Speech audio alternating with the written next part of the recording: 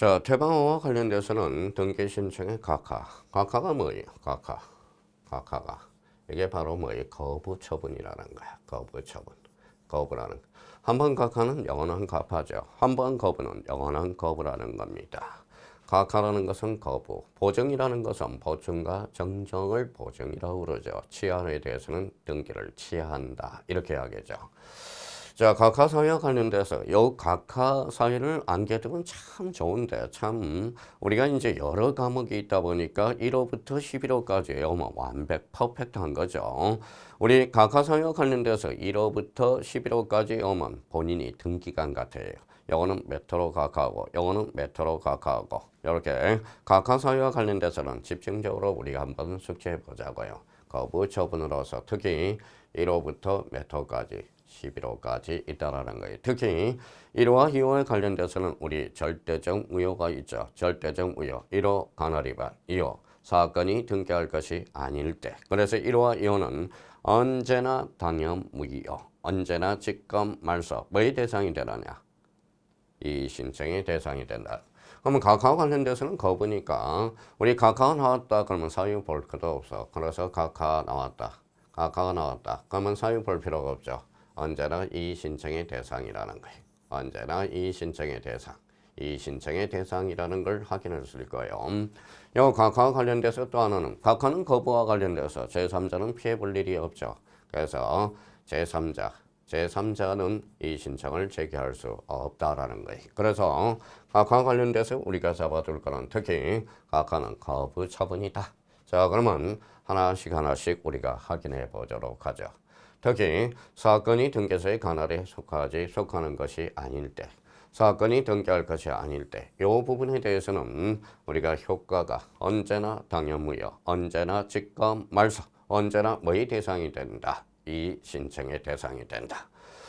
자, 그러면 이제 또 물어봐요. 뭐라고 물어봐요? 대체 사건이 등기할 것이 아닐 때가 뭐냐고 자꾸 물어보니까 이제 국가는 귀찮겠죠. 그래서 부동산 등기 규칙 52조에 요러한 것들이 이유 사유다라고 정의를 해놨다라는 거예요. 그래서 그 사건이 등기할 것이 아닐 때와 관련돼서 이 부분에 대해서 우리 몇 개 점검해 보도록 하죠.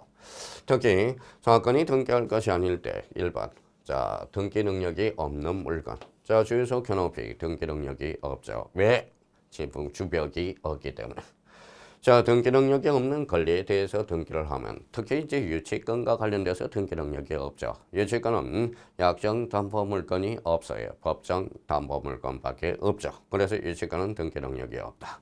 우리 점유권과 관련돼서 배타적 권리가 아니죠. 점유권은 누구나 친구가 될 수 있어. 그래서 점유권과 소유권은 혼동으로 소멸하지 않는다라고 이야기를 배우죠. 점유권은 배타적 권리가 아니야. 그러니까 거기에 대해서 점유권에 대해서는 등기 능력이 없다라는 거예요. 이번에 법령에 근거가 없던 특약을 다뤄봅시다. 이 부분에 대해서 경매제물이 자, 경매와 관련돼서 저당권은 경매해야 되겠죠. 저당권과 경매가 만났다. 즉 이미 경매가 돼요. 그러면 이 부분에 대해서 경매하지 않겠다는 특약을 한다. 이거는 안 돼요. 저당권 설정할 때 경매하지 않겠다는 특약을 하게 되면 법령에 근거 없는 특약 등기를 신청하면 몇 호로 각하하느냐? 2호로 각하하게 돼요. 자, 우리 3번 지문과 관련돼서는 우리 3번과 관련돼서는 확인했죠. 테마 2번과 관련돼서 집합 건물과 관련돼서 구분 건물의 전유 부분과 대지 소유권의 분리 처분 금지 위반할 때 그럼 강제 이혼을 시키는 거죠. 이호 사유로 각하게 돼. 자, 농지 전세권 안 되죠. 농지 전세권 안 돼요. 이호 사유야. 자, 민법 303조 단서에 보면 농지는 전세권의 대상이 될 수 없다. 우리 등기규칙 52조와 관련돼서 농지는 전세권의 목적으로 하는 등기를 신청하면 각하를 하게 됩니다. 자, 그러면 저당권은 피담보 채권과 분리하여 양도하거나 피담보 채권과 분리하여 다른 채권의 담보로 하는 등기를 수반할 때 신청할 때 즉 수반성 위반으로서 이때는 각하 사유가 된다. 2호 사유가 되는 거네. 자, 일부 지분의 소유권 보전 등기. 우리가 이제 보전이라는 것은 우리가 처음이에요. 처음이고요. 소유권은 가구야. 가구를 최초로 개설하는 것 소유권 보전 등기죠. 자, A가 건물을 신축해서 건물을 신축했는데 건물의 신축에 대해서 공무소유권 보존 등기를 해야 되겠죠. 그러면 요 지붕만 대해서 지붕에 대해서 할 수 있느냐? 안 되죠. 그러니까 소유권 보존 등기는 반드시 전부 해야 돼. 그러면 보존 등기와 관련돼서 일부 지분에 대한 소유권 보존 등기 안 되죠. 그러면 A, B, C 세 사람이 있어. 세 사람이 건물을 신축했어요. A가 쫓아가서 3분의 1만큼만 등기해 주세요. 되겠냐 이거죠. 그래서 자, 소유권 보존 등기 일부에 대해서는 안 돼요. 보존 등기는 반드시 전부 해야 된다. 자, 공동상승 일부가 자신의 상속 지분만에 대한 상속 등기를 신청했대. 자, A, B, C 세 사람이 있어요. A가 장남, B가 차남, C가 삼남이라고 생각해 봅시다. 근데 A가 장남이 쫓아가서 자, 등기소에 가서 3분의 1만큼만 등기해 주세요. 돼요? 그러면 등기관이 각하 이래요. 왜 저 올리세요? 그랬더니 뭐예요? 각하가 뭐예요? 그랬더니 거부. 그러네. 등기관이 왜 거부합니까? 그랬더니 당신 집안은 콩가루 집안이구만요. 이렇게 이야기를 하겠죠. 그러니까 A가 쫓아가서 전원의 상속 등기를 하면 좋아요? 안 좋아요? 좋죠. 행제들 간의 우애가 참 좋네요. 그러면 결론적으로 공동상승 일부가 자신의 상속 지분만에 대한 상속 등기를 신청. 이거는 안 된다라는 거예요. 메토 사유다. 이호 사유로 각하게 되어 있다라는 거. 자, 그 다음에 저당권을 피담보 채권과 이 부분에 대해서 우리가 한번 또 보도록 하죠. 자, 관공서 법원의 촉탁. 관공서 법원의 촉탁이 실행할 등기. 요거는 우리 촉탁 등기. 가압류 가처분을 등기소에 가서 신청을 했어요. 그러면 등기안이 뭐냐? 각하 그래요. 그러면 법원이 저한테 알려줍니까? 그러면 관공서 촉탁 등기를 법원의 등기소에 가서 신청하면 등기가 각하게 돼 있어. 2호 사유로서. 이미 보전 등기된 부동산에 대해서 다시 보전 등기를 신청한 경우 역시 중복 등기 안 되죠. 특히 1호부터 특히 요 사건이 등기할 것이 아닐 때 사유에 대해서 철두철미하게 정리를 해 줄 필요가 있어요. 자, 3호에 대해서 우리가 보도록 하죠. 신청할 권한이 없는 자가 신청이 이게 3호입니다. 4호는 당사자 또는 대리인이 출석하지 아니할 때 출석 위반이. 자, 5번에 신청 정보의 제공이 재법원 규칙으로 방식에 적합하지 아니할 때 5방. 6호와 관련돼서는 신청 정보와 부동산 또는 등기의 목적이 권리의 표시가 등기 기록과 일치하지 아니할 때 이거는 6호가 되죠.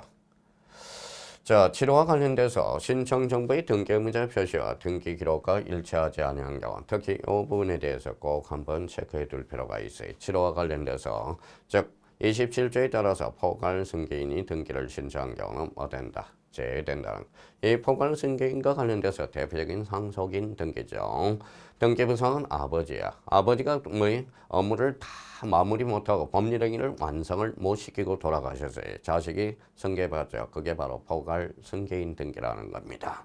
자, 등기 부상은 아버지로 돼 있죠. 등기 신청은 아들로 돼 있어. 그러면 결론적으로 신청인과 명인이 불일치하더라도 각하하지 않는 A 조건이 있어. 그게 바로 포괄 승계인 등기라는 거. 그래서 제외된다라는 걸 확인해 둘 필요가 있고요.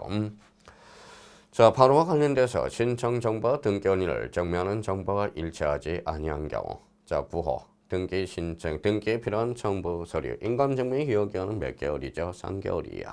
인감증명의 효력기간 경과한걸 그러면 6개월짜리를 냈죠. 유효기간이 경과한 걸 제출했어요. 등기한이 9호로 각하하게 됩니다.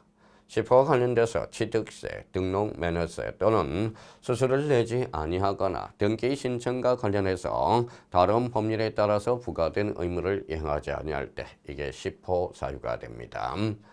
자, 11호와 관련돼서는 신청 정보 또는 등기 기록의 이 부분에 대해서 우리가 조심해서 다뤄놔야 돼요. 그러면 대장과 등기부가 불일치할 때, 즉 부동산 표시가 불일치하면 몇 호로 각하게 된다? 11호로 각하게 됩니다.